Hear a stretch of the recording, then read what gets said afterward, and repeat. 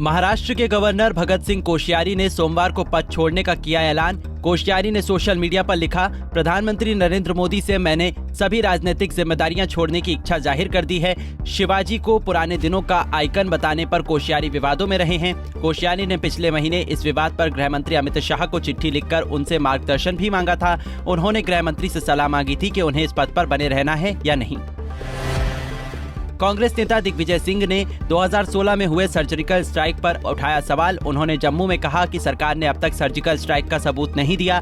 केंद्र सरकार surgical strike के बारे में बात करती है कि हमने इतने लोग मारे गिराए हैं, लेकिन सबूत कुछ नहीं है। दिग्विजय ने सर्जिकल स्ट्राइक के अलावा 2019 में पुलवामा में हुए आतंकी हमले को लेकर भी पीएम को घेरा। रेसलर और WFI के विवाद में निगरानी के लिए सोमवार को 5 मेंबर्स की बना दी गई है oversight committee. World champion boxer Mary Kom होगी इसकी अध्यक्षा। कमेटी के अन्य मेंबर्स में ओलंपिक पदक विजेता योगेश्वर दत्त, द्रोणाचार्य अवार्डी तृप्ति मुरगुंडे, टॉप्स CEO राजगोपालन, राधा श्रीमन है शामिल। ये कमेटी 1 महीने में रेसलर के लगाए गए आरोपों की करेगी जांच। केंद्रीय खेल मंत्री अनुराग ठाकुर ने दी ये जानकारी।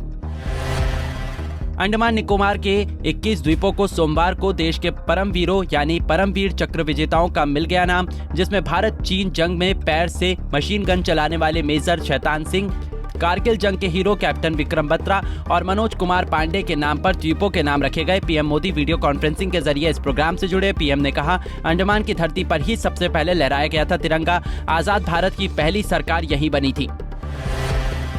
पाकिस्तान के प्रधानमंत्री शहबाज शरीफ का एक वीडियो वायरल, जिसमें वो बता रहे हैं पिछले दिनों UAE विजिट के दौरान उन्हें मुल्क के लिए कर्ज मांगते वक्त किस मानसिक तनाव और कशमकश से जूझना पड़ा। शहबाज के मुताबिक, पाकिस्तान के वजीर आजम के तौर पर UAE में मुझे जिन चीजों का सामना करना पड़ा उसका जिक्र जरूरी, वहां मुझे बेहद शर्मिंदगी का करना पड़ा सामना।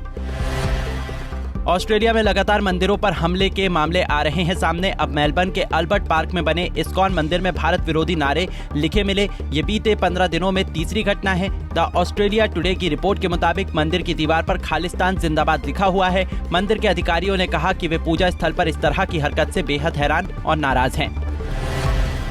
पश्चिम बंगाल में 10वीं के प्री बोर्ड एग्जाम में आजाद कश्मीर पर सवाल से विवाद हो गया खड़ा। ऑल बंगाल टीचर्स एसोसिएशन की तरफ से पब्लिश किए गए टेस्ट पेपर में छात्रों को आजाद कश्मीर पर नोट लिखने को कहा गया। पिछले हफ्ते Paschim Bangal board of secondary education ने भी आजाद कश्मीर पर सवाल पूछा था, जिस पर अब तक विवाद जारी है। इन सवालों पर विवाद इसलिए हो रहा है क्योंकि कश्मीर के जिस हिस्से को पाकिस्तान ने अपने कब्जे में ले रखा है उसे भारत पाक अधिकृत कश्मीर यानी POK कहता है और इसी हिस्से को पाकिस्तान ने आजाद कश्मीर का नाम दिया हुआ है।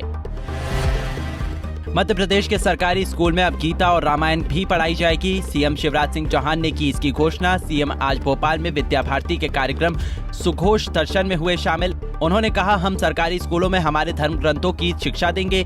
गीता का सार, रामायण, राम सेतु और महाभारत के प्रसंग पढ़ाएंगे। मध्य प्रदेश में इन ग्रंथों की शिक्षा देकर हम बच्चों को नैतिक शिक्षा देंगे।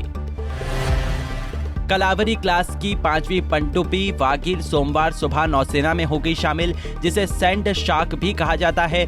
नौसेना के अध्यक्ष एडमिरल R हरिकुमार ने मुंबई के नेवल डॉकयार्ड पर वागिर को किया कमीशन। पानी के भीतर वागिर की रफ्तार 40 किलोमीटर प्रति घंटा है और पानी के ऊपर इसकी रफ्तार 20 किलोमीटर प्रति घंटा है।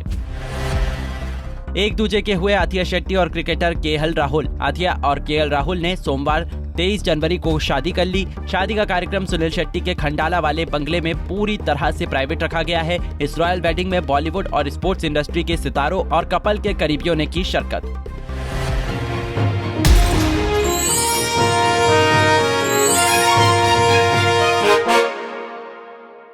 हमसे जुड़े रहने के लिए हमारे YouTube चैनल को सब्सक्राइब करें और नई वीडियो की नोटिफिकेशन के लिए बेल आइकॉन को दबाएं।